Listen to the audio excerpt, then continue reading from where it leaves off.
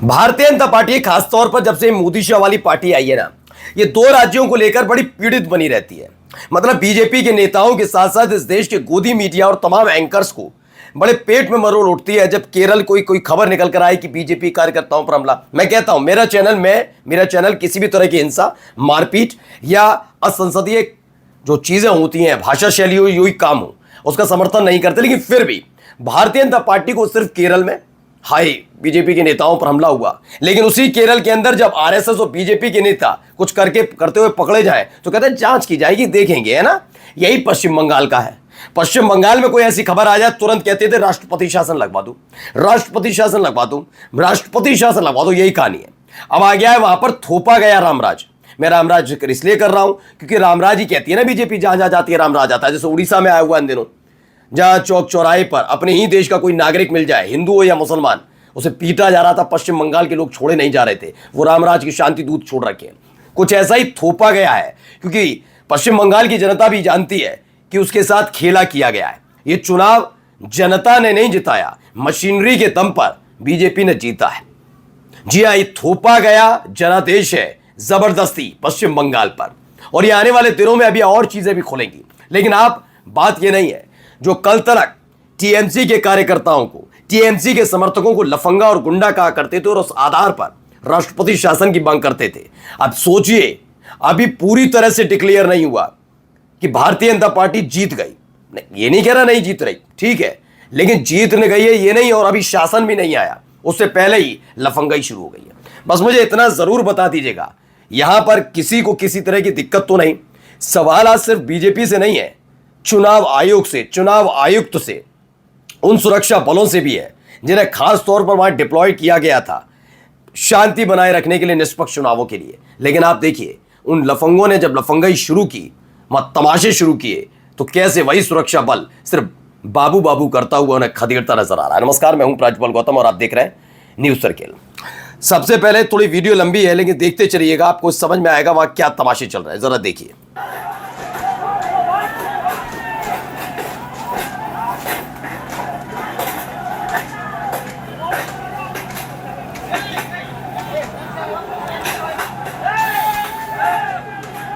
देखिए कैमरे में सब दर्ज हो रहे हैं, कौन कौन लोग हैं ये।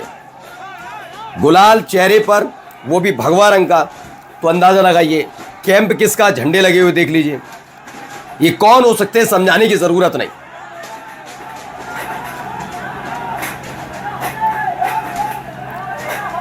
ऐसा नहीं है सुरक्षा बल वहां नहीं है मौजूद, सुरक्षा बल है वहां मौजूद। ये देख लीजिए, टी शर्ट पर भी जो लिखा हुआ था पढ़ लीजिए, जो है आपको दिख रहा है आपके सामने। ये मैं नहीं कह रहा, ये खुद अपने परिचय खुद आकर दे रहे हैं। ये देख लीजिए, कमल वाली टी शर्ट पहन रखी है इस लड़के ने जो कुर्सियां तोड़ रहा है, यानी बीजेपी का कार्यकर्ता है। बस देखिए, बस हो गया, बस हो गया, बस इससे ज्यादा नहीं। ये अजयपाल शर्मा कहां चले गए भाई? वो तो निष्पक्ष चुनाव कराने गए थे ना, कोई दंगा ना हो, उपद्रव ना हो। ये देखिए, ये देखिए, देखते चलिए अभी।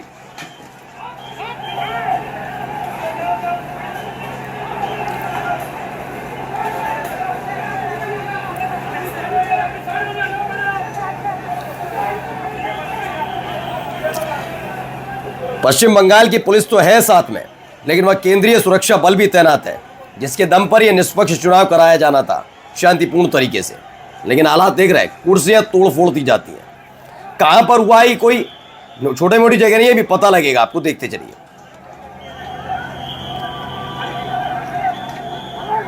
वहां क्या हालात बनाए जा रहे हैं, कैसे हालात हैं आपके सामने हैं, देखते चलिए।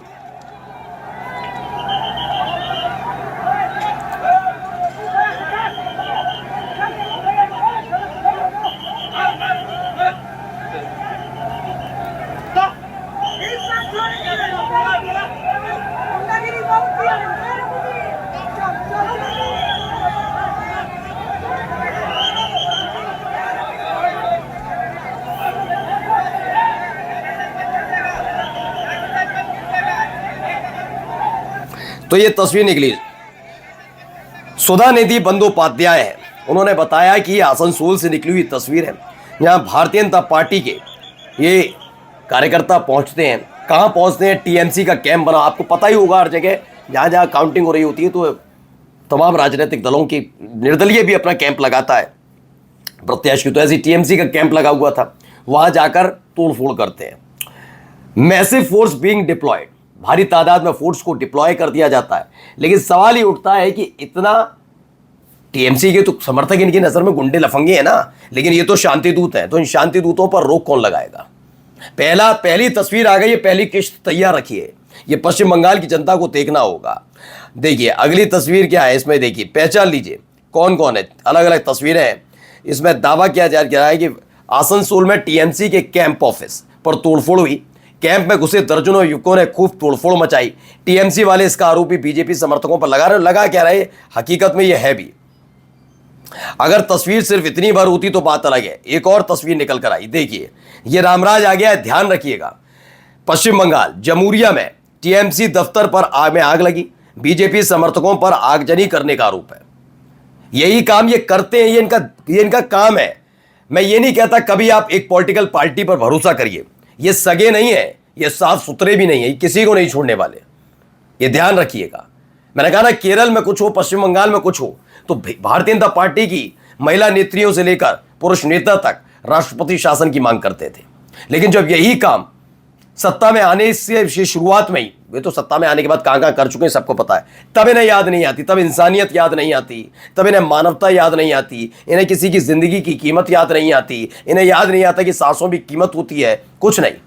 अब देख लीजिए ये रामराज है, थोपा गया शांति दूत, बीजेपी समर्थकों पर आगजनी करने का आरोप लगा है। जमूरिया में टीएमसी दफ्तर में आग लगी। अच्छा मैं ये मान भी लेता कि ये नहीं किया, लेकिन जो भी तोड़फोड़ कर रहे थे उसमें ज्यादातर बीजेपी के कार्यकर्ता थे, ये क्लियर था। उसमें तो बाकायदा टी शर्ट पहने हुए लोग थे जिनकी पीठ पर, उस टी शर्ट पर छपा हुआ था मोदी जी की तस्वीर। तो अब समझिए बीजेपी के कितने शांति दूत वहां पर पहुंचे हैं। अब जरा थोड़ा इनको सुन लीजिए, ये क्या कहना है जरा सुन। खबर देख रहा था रिजल्ट आकर बीजेपी सब गुंडा सब 250 आदमी आकर लाठी लेकर मारा। पुलिस कुछ नहीं, पुलिस का भूमिका कोई नहीं है। तो पुलिस की भूमिका कुछ नहीं है। यह आसनसोल से निकली हुई तस्वीर है। पश्चिम बंगाल टीएमसी के सपोर्टर हैं, ये कह रहे हैं कि हम लोग बैठकर यहां पर न्यूज देख रहे थे, रिजल्ट देख रहे थे न्यूज चैनल पर बैठकर, लगातार अपडेट हो रहे थे, लेकिन तभी अचानक से बीजेपी के लोग आते हैं, people of the brand BJP people, और तकरीबन इनकी तादाद 250 की तकरीबन होती है, हाथ में लाठी डंडे होते हैं, और ये आते ही हम पे टूट पड़ते हैं, मारपीट करना शुरू कर देते हैं। तो मैं जाते जाते ये तो नहीं कहूँगा कि पश्चिम बंगाल की जनता मुबारक हो आपको, ये नया रामराज नहीं कहूँगा। मैं इसलिए नहीं कह सकता आपसे क्योंकि आपका जनादेश होता तो ये आपका अपना जनादेश है, आपकी अपनी विचारधारा है, आप क्या सोचकर आपने वोट कास्ट किया ये सब जानते हैं। ये वाकई पश्चिम बंगाल की जनता का जनादेश है या फिर ये थोपा गया जनादेश। नमस्कार।